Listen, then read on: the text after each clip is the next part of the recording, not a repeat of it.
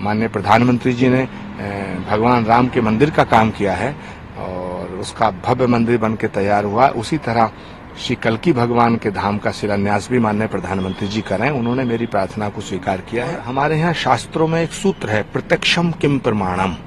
प्रत्यक्ष को प्रमाण की आवश्यकता नहीं होती है। सारी दुनिया का इतिहास गवाह है कि मुगलिया सल्तनत में सैकड़ों मंदिर तोड़े गए और मंदिर तोड़ना गुनाह है। आडवाणी जी इतने वरिष्ठ हैं, इतने बुजुर्ग हैं, उन्होंने बहुत सेवाएं की हैं, उनको भारत रत्न मिला है। मैं मोदी जी का धन्यवाद करता हूं। 19 फरवरी को श्री कल्की धाम का शिलान्यास हो रहा है। मैं उस शिलान्यास समारोह के लिए मैं आदरणीय राजनाथ जी को, भारत के रक्षा मंत्री जी को आमंत्रित करने आया था।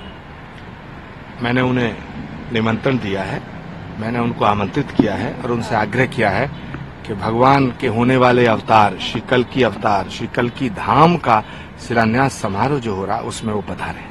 जी सर, कुछ सोर्स ये कह रहे हैं कि आपका ऐसे आके मिलना और जिस तरह के स्टेटमेंट्स आपके रहे हैं तो आप जल्दी बीजेपी भी ज्वाइन कर सकते। आज की मुलाकात का और कोई प्रयोजन नहीं है, कोई राजनीतिक दृष्टिकोण से इसको ना देखा जाए। श्री कल्की पीठाधीश्वर होने के नाते मैं श्री कल्की धाम के शिलान्यास के लिए उन्हें आमंत्रित करने आया था।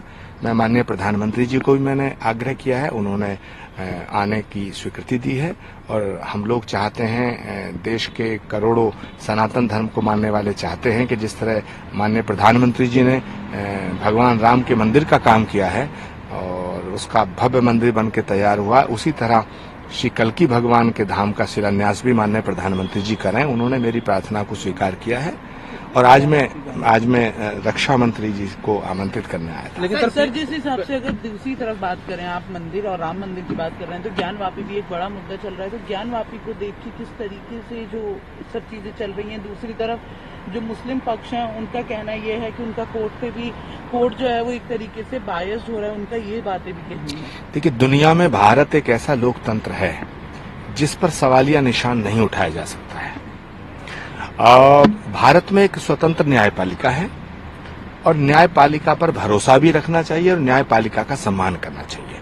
भारत में रहने वाले अगर किसी व्यक्ति को भारत की न्यायपालिका पर भरोसा नहीं है तो मुझे लगता है उसे भारत में रहने का अधिकार नहीं है। तो ज्ञानवापी में ऐसा पूजा पाठ होनी चाहिए, आप एज ए संत मानते हैं?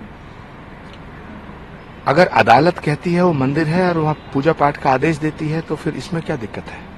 सर उनका ऑल इंडिया मुस्लिम जो ये है, उनका ये भी कहना है कि जिन्होंने बाबरी तोड़ी या बाबरी तोड़ के इस तरीके से बना के यहाँ पे मंदिर जो बनाया, उस चीज को लेकर उन्होंने टारगेट करते हुए भी बात की है कि बाबरी तोड़ने वालों को जो है वो दिया जा रहा है, भारत रत्न दिया जा रहा है। इस तरीके की बातें भी की जा रही है। देखिए, ये बहुत ओछी मानसिकता है, संकीर्ण मानसिकता है और हमारे यहाँ शास्त्रों में एक सूत्र है, प्रत्यक्षम किम प्रमाणम।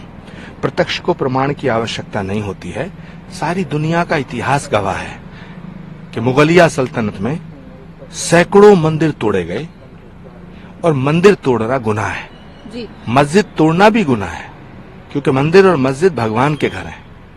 तो मैं ऐसा मानता हूं कि जो मंदिर तोड़ करके जो गुनाह किया गया है सैकड़ों सालों पहले, अगर भारत की न्यायपालिका उसके पक्ष में दोनों पक्षों को सुन करके कोई फैसला देती है तो हमें भारत की न्यायपालिका का सम्मान करना चाहिए, उनके फैसलों का स्वागत करना चाहिए, उनके फैसलों का इंतजार करना चाहिए। जी सर, एक आखिरी सवाल, लालकृष्ण आडवाणी को भारत रत्न दिया रहा है, इस पे कांग्रेस जो है क्वेश्चन कर रही है, अलग अलग स्टेटमेंट्स आ रहे हैं, उसको आप कैसे देखते हैं? अगेंस्ट में बोल रहे हैं?